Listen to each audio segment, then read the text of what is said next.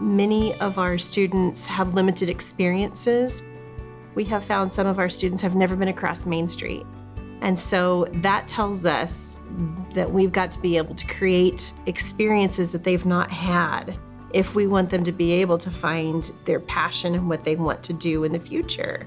And we need to be able to help them dream and dream bigger than they could ever imagine. What could your future possibly look like for you, and how can we help you get there? In 2015, the Kansas State Department of Education traveled across the state, convening community conversations made up of family, business, and community partners, as well as educators, to see what they wanted to see in successful high school graduates, and what role K-12 schools should play in developing youth. From this tour, we gathered thousands of responses to help create the Kansans Can School Redesign model. Kansas Redesign focuses on 4 principles: student success skills, community partnerships, real-world application, and personalized learning. Starting with just 7 school districts and 14 schools, Redesign has grown to over 190 schools in 71 districts, doing incredible work. The journey has not been easy, but schools will tell you it has been worth it. Join us as we share 6 of these compelling redesign stories.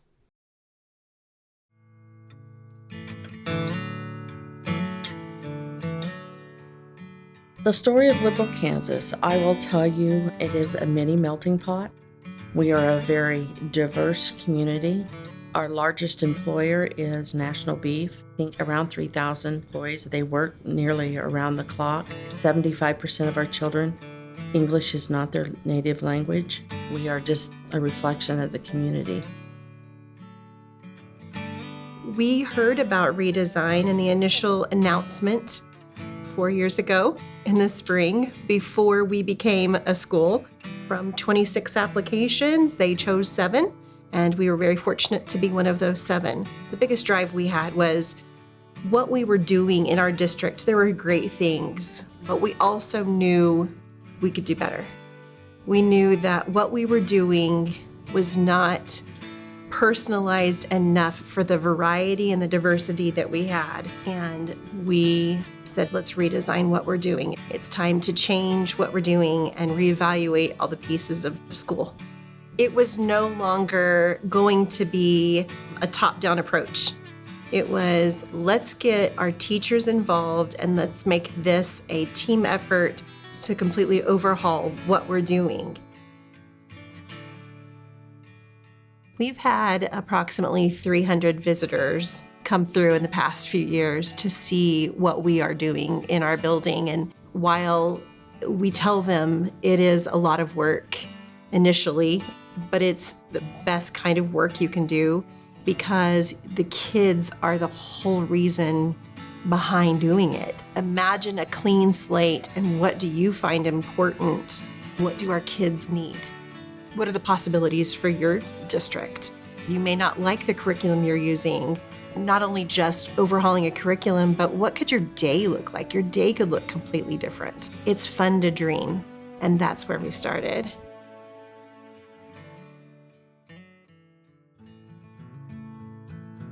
When I think about redesign and how we first started, I'll go back to really trying to understand our community and what they needed and what our students needed. We wanted to make sure that our kids were being equipped with the social skills they needed and the emotional skills that they needed to be able to learn.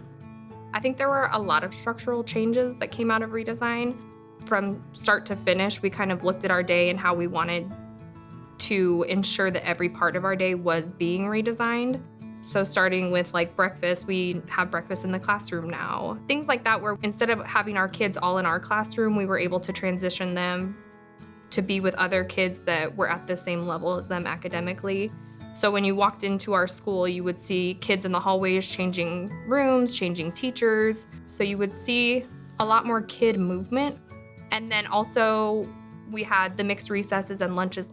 You would see 5th graders pushing kindergartners on the swings, or you'd see actual family members playing together at recess or sitting together at lunch. And I think all of those little aspects ended up being the big noticeable changes for us.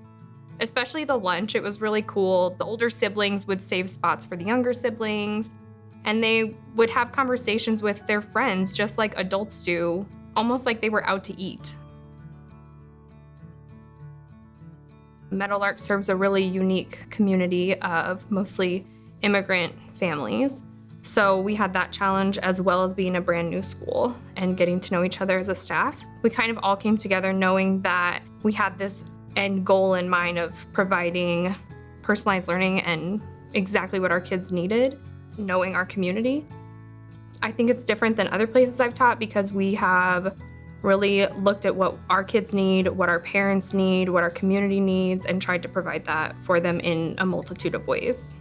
I would say that at traditional school, most of the kids come and they just they get what they get, but it's whole group. They're learning at a pace that is already set. It's not specific for them. So the kids aren't being given what they need at that time. They're kind of just being given grade level content. So where I taught before, all kindergartners got the exact same thing, no matter if they were ready for it or not. They were expected to be ready for kindergarten content, and they were expected to leave me ready for first grade content. And we all know that that probably wasn't the case for every student. So at Meadowlark, we're able to look more at what students need directly and provide that for them. Like knowing that our kids don't come to us ready, we still have to meet them where they're at. They're still here. I don't think waiting a year is going to develop that language at home. They're still going to come to us a little behind. And it's to our benefit to work with what their strengths are than it is to try and just force them to learn content they aren't ready for. You can see where they came from not speaking any English and where they end up. And I think the kids feel more successful. They might not know absolutely everything, but they do feel successful in what they have learned. And since you're meeting them where they're at academically and socially and emotionally, they just don't feel like, oh, I did that wrong again, or I can't do this, I can't do that. They're constantly like, I learned this, I learned that. It's nice to see the success in them as well. A big piece of our redesign too is part of the social emotional piece of this is not just a program we've put in place, but it's also allowing student choice and voice throughout their day. MiTEE Monday is one of them where they get to choose classes on Monday. It's like a mini college. Get to take classes they normally wouldn't take during the regular school day. We have learning menus for personalized learning time. And they get to choose what they do on that menu first, and they get to learn to prioritize. MiTEE Monday is like one of my favorite days to teach. It makes coming to school on Monday really joyful, where I think sometimes you get done with the weekend and you're like, oh, we're back to school. We kind of redesigned our schedule, and so we have a completely different schedule on Monday than we do the rest of the week. And for me, with specials, instead of seeing my regular groups of kids, we start off the day with school families. Each adult is assigned a group of students who is their school family, and it's varying grade levels that we get together and we'll eat breakfast together. We'll kind of talk about how kids are doing, and then there's normally some sort of activity, whether it's reading a book, whether it's doing a craft together, or something to kind of bring the students together. And it's a way that students who maybe would never see each other in the school, like a kindergartner and a fifth grader, they can kind of come together and interact and develop a bond so students don't feel so isolated. It also gives all those students another teacher who's kind of gonna know them really well, that can pick up on if there's changes in their behavior and their attitude, and can be that adult for them that's kind of an extra person they can go to. Through the rest of the day, each hallway has a 2-hour block where they have MiTEE Monday. Students can sign up for classes to do something maybe a little bit more unique that they wouldn't normally learn in school. For example, our PE teachers gotta have bicycles, and they're teaching kindergarten and first graders how to ride bikes, which is maybe a skill that we wouldn't normally teach at school. We have kids who look forward to Mondays, and if we ever have a day like where we don't have school on Monday, they're like, can we have MiTEE Tuesday this week? Or can we, they kind of try to push it. So I think it is something that our kids look forward to and want to be a part of. Every year, like, they invent something different. Like, we got a new counselor, Miss Colvin, and then last year she introduced Bayleaf to us, the therapy dog. Miss Colvin brought the therapy dog in case some kids feel depressed or something's going on at home. Bailey, our school dog, he really helps students when they're like frustrated or having a bad day relax. I really like Bailey because she's really soft, so I get why people are relaxed when they pet her or see her. She's a really happy dog, and I really love her. Bailey at least cheers me up and keep my self-control. She calms me down. How does she calm you down? By licking my face and doing funny stuff. Like sometimes like she makes me laugh or just makes me happy for once. I started here as counselor in the second year of Meadowlark being a school. Having a therapy dog was on their list of things that they wanted as a redesigned school. Last year, we started bringing it up more often, and it made it come to life. We discussed it here at school, talked to the appropriate people at district offices, presented it to them as something that we wanted to do, where the dog was going to stay, how we were going to pay for it. From the beginning, we worked with our school nurse to make sure there were no students that were highly allergic to dogs. We moved forward with getting Bailey, got her at spring break, and then we never came back to school. The kids got to meet her over Zoom. We started doing lunch bunches probably halfway through the quarantine, and the kids got to meet her through that. Thank goodness we got to come back to school in August, and she's here now, and she's doing an amazing job with our kids. We had to do a lot of teaching with them because, yes, the excitement of seeing a dog in school is something that they aren't used to. But the student that you interviewed earlier, Xavier, he comes in every day after his recess to calm down. And there are days that he just comes in and lays on the floor, and Bailey lays right next to him.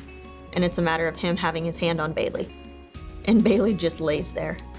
It's like she knows that he needs that and that other students need it. And I just sit at my desk and let him be, because that's what he needs. He needs to calm down. So it's really been fun to watch that relationship between them grow.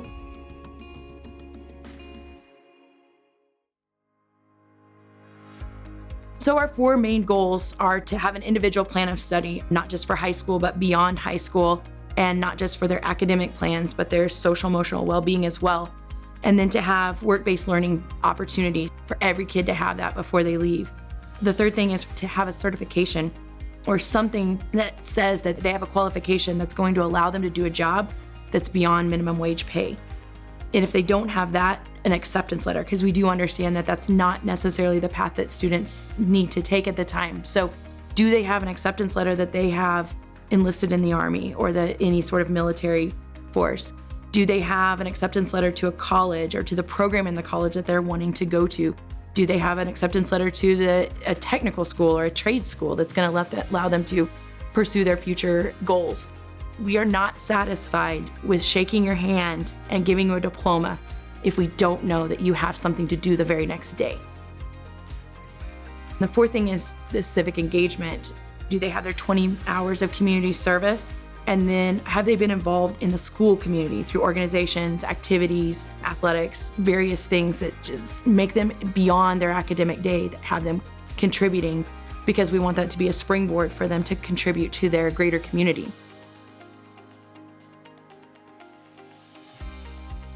The Flexbond schedules seem to be the centerpiece of it all. I'm excited that now 4 years later, it's becoming the vehicle that we intended it to be. It's just the structure that's allowing us to do all this. Our schedule, it allows for students to, again, their personalized learning time, so it allows for that time, but it also causes them to need to make decisions on their own learning. The way that our classes are structured, it allows kids to get the support that they need, and those who don't need that kind of support can move on to something else. What's really cool now is, again, the internship. It creates more time in our day for kids to leave our building to go have those work-based experiences and that work-based learning. Not only that, we have more college programs at Seward County. More of those programs are open up to us because our schedule allows us to allow our students to go do more of that. It's really exciting 4 years in that the tough part of implementing something so big and such a big change is now showing itself for the value and the purpose that it was intended.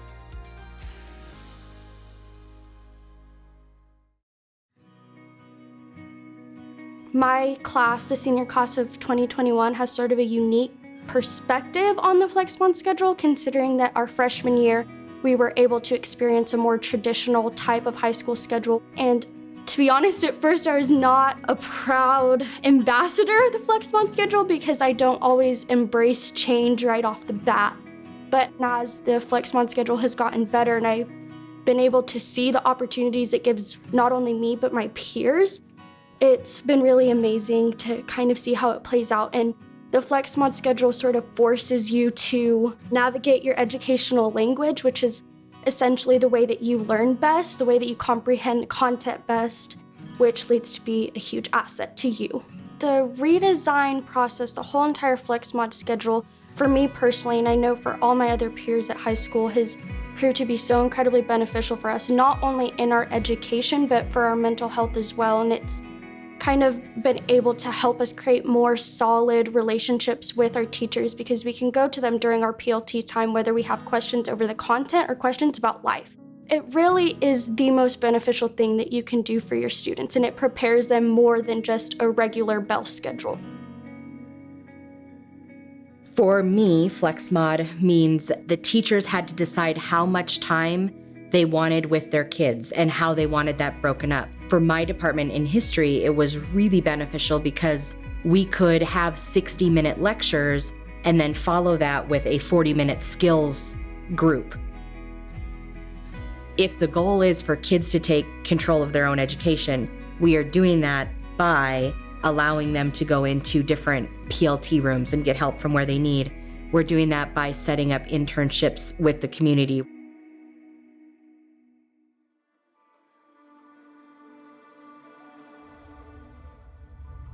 My job as an internship work-study coordinator is to pair students with career options that they have found that are interesting to them, not only through their own knowing, but we give them opportunities such as the career interest inventories and different avenues to find their passion. And then I help them talk about the opportunities that we have here in Liberal that maybe would be something that would allow them to expand on that, to learn from other people here in their own local community. I think anytime you do something that you really enjoy and that you love, I mean, that can only transfer into the rest of your life. So I think choosing something that makes you happy, that fulfills you, is important. And I think so that's why I love the job that I'm doing now, because I'm helping other kids find that same passion.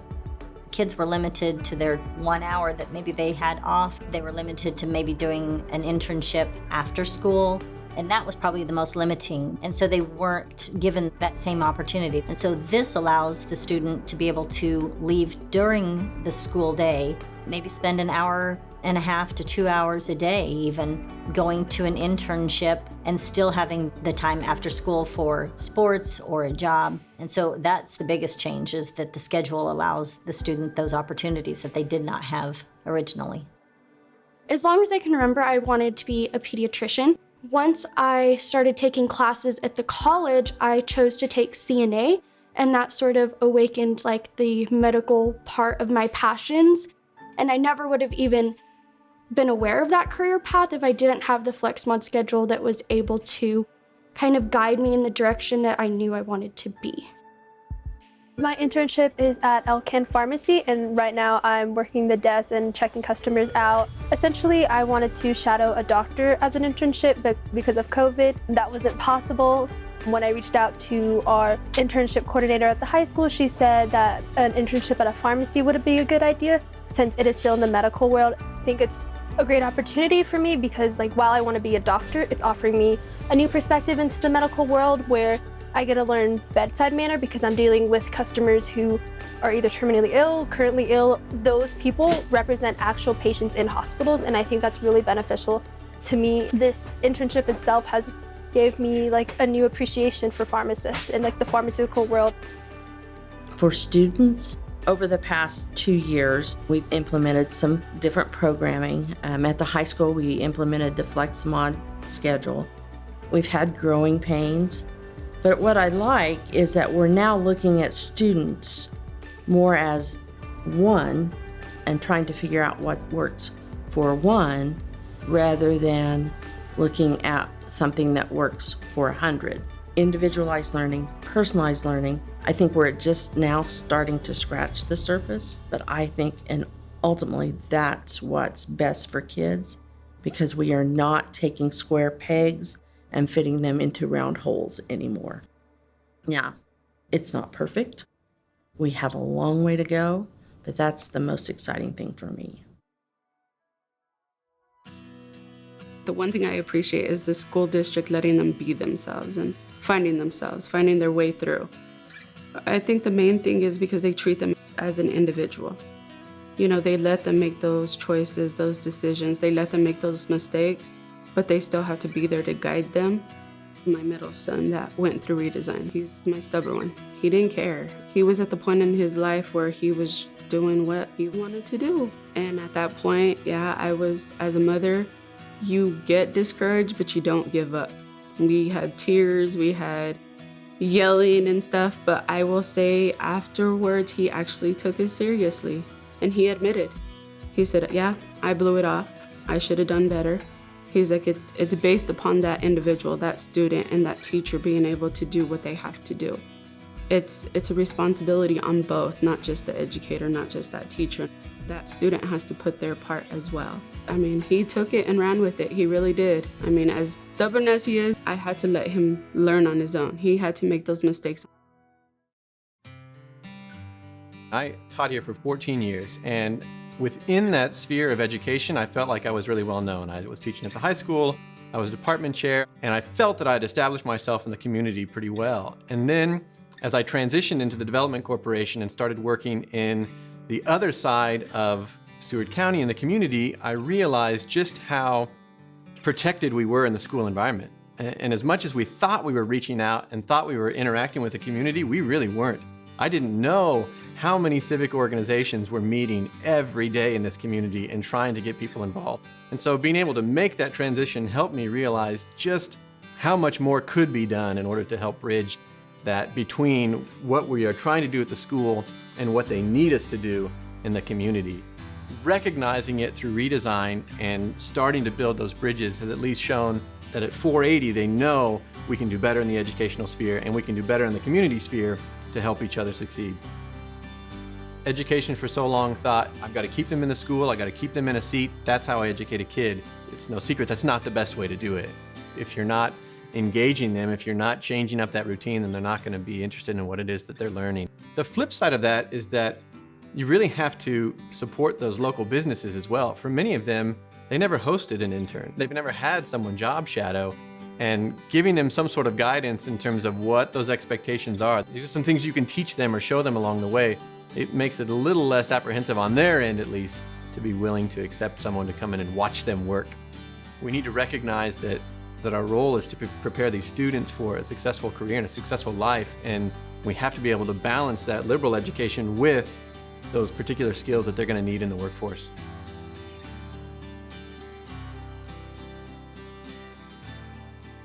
I think redesign has helped this community because it allows students an opportunity to become further ingrained into the community, to be able to have experiences that they're going to be able to carry forward and that ties them back to us. I graduated here 2008. It was very much along a traditional setting. It got me off to college and where I needed to go, but had I had the opportunity back then to go through redesign to be able to more explore my options, I feel I would have been able to further progress as an individual. So I think that redesign has allowed students to really kind of find their calling and explore what's available to them. It's the type of program I wish I had when I was here before. From the business perspective, I think that redesign helps get students out of the academic setting and get them into group settings where they are forced to learn how to work with other people towards a goal. And I think that that's something that you don't necessarily find when you're just going through the motion and ticking off boxes.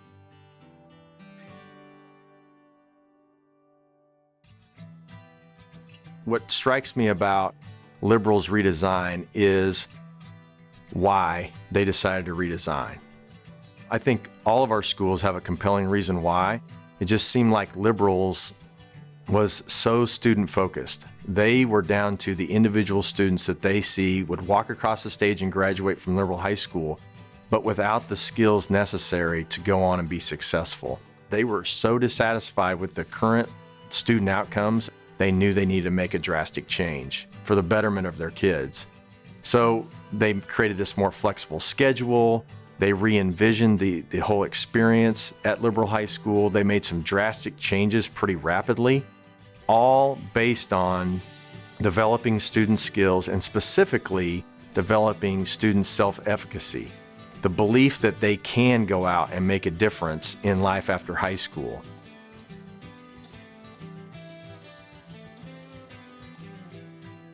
Redesign became very important to me because I wanted teachers to have a voice in what happens in a building. And through the redesign process, I felt like we gave teachers a huge voice in what was occurring in their buildings. I think that's the best way to get them behind a systemic change, is for them to be involved and understand the why and have a say in what's actually going to be done. I felt very strongly about that. I did not want district administration to drive redesign because I knew it wouldn't work. I wanted the buildings to be the driving force behind the change. As teachers at Meadowlark have a lot of voice and choice in what we're teaching as well, I feel like the kids are more involved, and it's not just me standing there presenting information. We have the time and flexibility to do things that kids want to learn about. One thing about being a teacher in a redesign environment is I feel like my voice and my opinions about how I teach matter a lot more, where I think prior to redesign, there was kind of this thought that you're just gonna do this curriculum or you're gonna do exactly what we say, where now there's a little bit more freedom and it feels much more collaborative and it feels much more like a conversation where I can come to my administration with ideas and say, hey, I'd like to try this, and something's not working, there's acceptance that we can change and we're not locked into one thing. Redesign has really given me a lot of freedom and a lot of motivation to kind of explore and see what I can do, and I'm going beyond whatever I thought that I could before. I think redesign for my career is definitely something that has made me a stronger teacher. I think it has given me a lot of critical thinking skills and the ability to think about my class and how I work within my own curriculum, and then how I also work with other teachers. Something I would want to tell people about redesign is it might seem overwhelming at first, but it's 100% worth it. We've been able to really share our knowledge as educators. Not just the redesign team, but people in the building have been able to really be the experts of the field that we are. And I think it's given everybody kind of like a boost of confidence. Like, we really do know what we're doing. And for me personally, it put a passion back into teaching. It gets kind of tiring to teach the same way, the same thing, and redesign definitely gives you opportunities to change things and challenge things, and kind of gave everybody like a little bit more life in their teaching.